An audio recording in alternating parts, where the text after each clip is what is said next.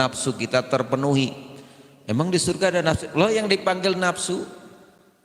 Ya ayyatuhan nafsul mutmainnah. Pengen perempuan yang bukan halal dikendalikan. Nanti di surga dilepas, dipecut sepuas-puasnya. Lah orang paling miskin bini 72, paling miskin. Jamaah sekalian Allah Subhanahu wa taala, mari kita lanjutkan. Kita lanjutkan hadis berikutnya. Ngan Jabir bin Adi qala, dari Jabir bin Adi ia berkata, Ataina Anasi bin Malik radhiyallahu anhu. Kami mendatangi Anas bin Malik radhiyallahu anhu, fasakuna ilaihi manulki min hajaji, untuk mengadukan seorang jenderal, seorang panglima yang sangat kejam dari Bani Abasyi. Faqala, maka berkata siapa?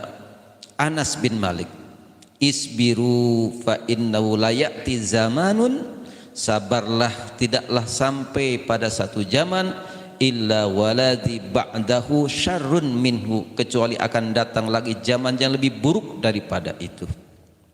Hatta talqau rabbakum, hingga kamu berjumpa dengan Tuhanmu. Sami'tuhu minan nabiyikum, aku mendengarnya dari nabimu sallallahu alaihi wasallam. Jadi serombongan orang dari bangsa, dari orang-orang tabi'in. Tabi'in itu adalah kurun setelah para sahabat, itu tabi'in. Datang mengadu kepada Anas bin Malik, di mana ada panglima perang yang sangat sadis, yang sangat kejam, suka menganiaya, suka mempiting. Ya, ada panglima yang ngancam-ngancam mau meeting. Ada panglima yang kasar, diadukan kepada Anas. Kemudian apa jawab Anas bin Malik? Isbiru, sabar aja. Jadi kita sekarang suruh sabar, biar diancam mau dipiting, diancam mau di apa, mau dianiaya, mau dibikin susah, sabar, kata Anas bin Malik. Kenapa kata Anas bin Malik? Fa innahu la ya'ti zamanun, tidaklah datang satu zaman, illa waladi ba'dahu syarrun minhu, kecuali nanti akan datang zaman yang lebih buruk lagi. Jadi kalau zaman ini buruk, nanti ada zaman lebih buruk lagi. Sampai kapan? Sampai kita berjumpa dengan Tuhan kita. Kata siapa? Anas bin Malik. Anas bin Malik dengar daripada Rasulullah sallallahu alaihi wasallam. Jadi zaman setiap saat itu bukan semakin baik.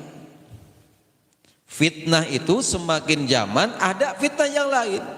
Karenanya berganti-ganti saja, ganti rejim, nanti gayanya juga ganti lagi. Tetap aja kita merasa terzolimi, tetap kan kita merasa tersakiti. Ya jangan jauh-jauh, di negara kita saja. Dari presiden pertama nggak puas, ya banyak demo, banyak kerusuhan, ganti presiden.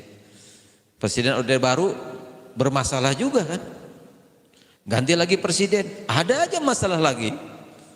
Ganti reformasi, ada lagi masalah, ya ganti lagi. Jadi tetap sepanjang zaman, selagi kita hidup tetap ada masalah, tetap ada pemimpin yang menzolimi kita, tetap ada pemimpin yang tidak sepakat dengan kita, tetap ada pemimpin yang tidak sesuai dengan apa yang kita inginkan. Sampai kapan?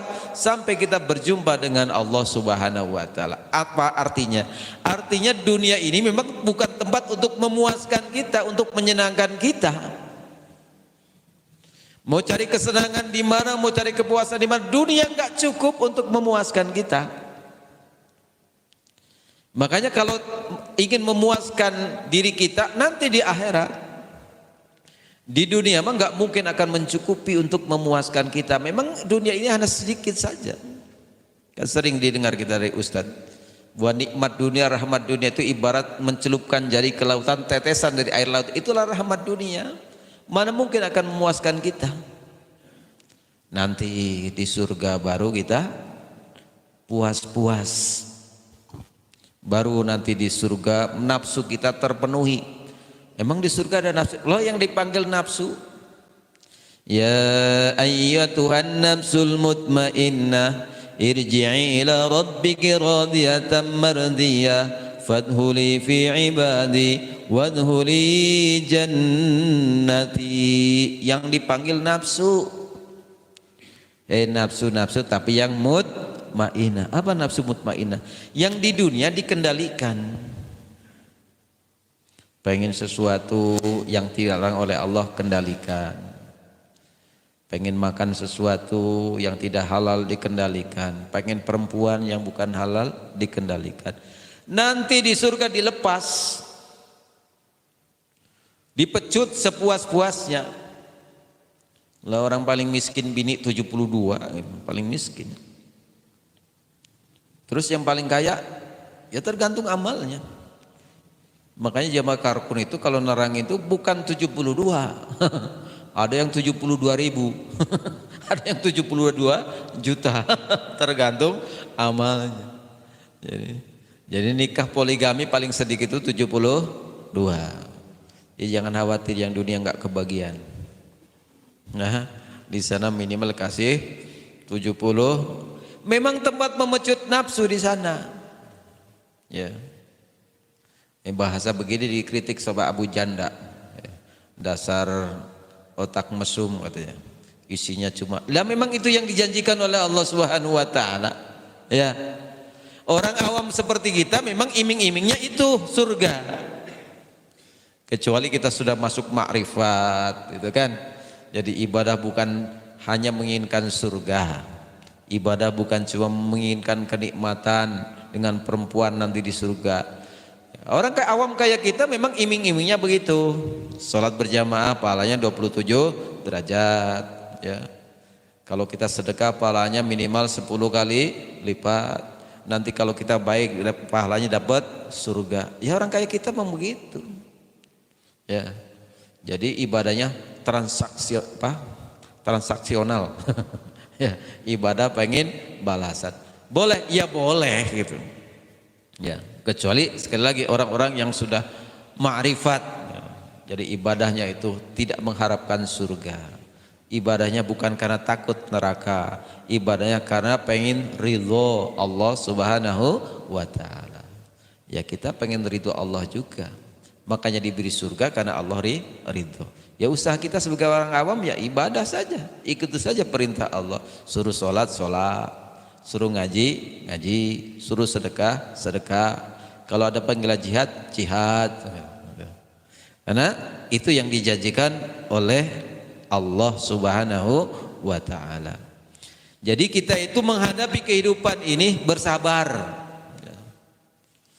Karena sekali lagi hidup ini pasti banyak yang mengecewakan kita.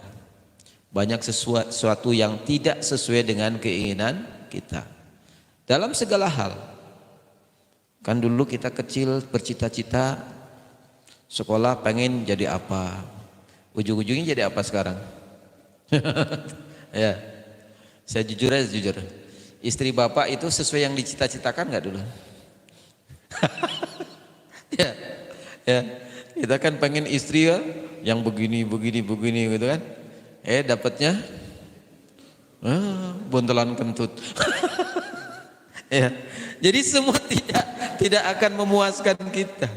Semuanya tidak sesuai dengan keinginan kita, dengan cita-cita kita. Maka sabar.